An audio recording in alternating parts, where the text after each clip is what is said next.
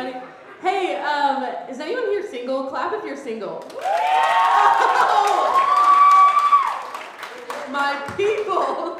I've asked that and gotten dead silent, so that meant a lot to me. I feel a little less alone. But I am single. I was telling my therapist, I was like, I'm really sick of being single. I'm ready to be done with the dating scene. And I thought she would say, like, Emily, don't worry, you're great. Someone will be lucky to have you. She said, don't worry, Emily, you still have time to panic marry somebody. I was like, that sounds like a great way to get some panic kids and a panic divorce. But I am in the dating scene. I was recently on a date to the art museum, because I'm classy. And the guy lifted me up. Feels unnecessary at the art museum. But I was like, okay, he's trying to make me feel skinny. But you know what doesn't make me feel skinny is being lifted up an inch off the ground and hearing, oh my God.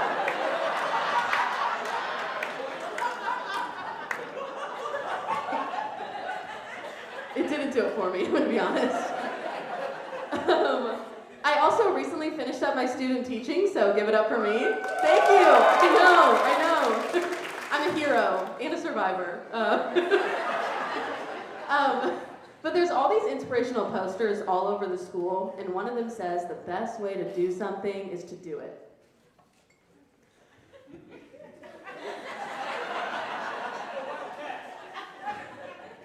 But the quote's from Amelia Earhart.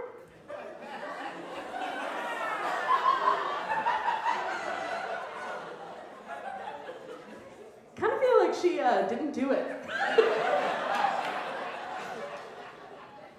I feel like that's like having a sign that says, shoot for the stars, Apollo 13 crew.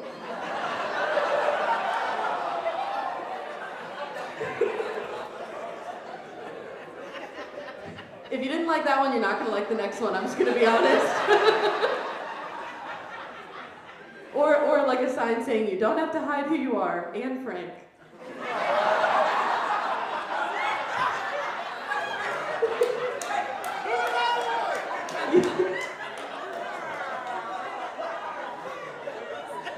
You guys are a blast. I feel like you guys were like, finally, some Holocaust material. What has everyone else been doing?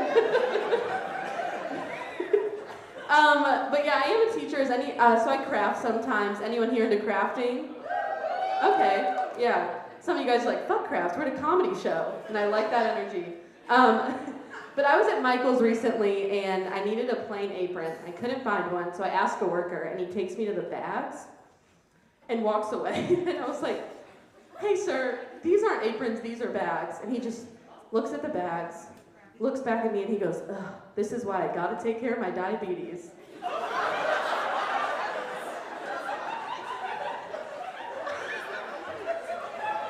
Yeah, I never got an apron. But I bet that guy uses that excuse for everything. Like he gets pulled over for speeding and he's like, sorry officer, diabetes. He like kills someone's cat and he's like, I gotta work on this diabetes. Or maybe he's on a date to the art museum.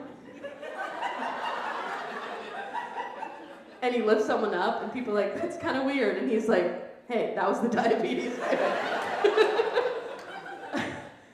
Another thing to know about me is I'm deaf in my right ear. Thanks for the support. There's Deaf Awareness Day, but they only let us celebrate till about noon. There's actually a university that studies my DNA to see like why I'm deaf in one ear. Every year they send me a little thanks for your DNA gift. It's always an iTunes gift card.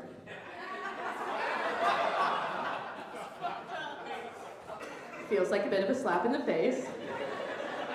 Yeah, go get some music you can't hear. Have fun with that one, kid. What do you think they give paraplegic skateboards? It's mean. But my favorite hearing loss story is one time I was asked to sing the national anthem at this big event, and the guy who hired me finds out I'm deaf in one ear. And he looked like I just told him I was going to go up there and sign language the national anthem. So he gets up on stage and he goes, Bear with us, everybody. Our singer today is hearing impaired.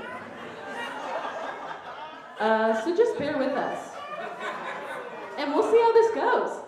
And I was like, did you need to say that? Like, who introduces an Olympic swimmer like this guy can swim, but he sucks at math? But I was pumped, because I was like, man, if I do bad, they're gonna be like, the deaf girl tried. I get up there, honestly kind of nail it. People are in the audience, hard crying, standing ovation, just like the deaf girl can sing. Like, people were so inspired, I wouldn't be surprised if that night a guy in a wheelchair tried to get up and walk. Everybody, Zell, everybody.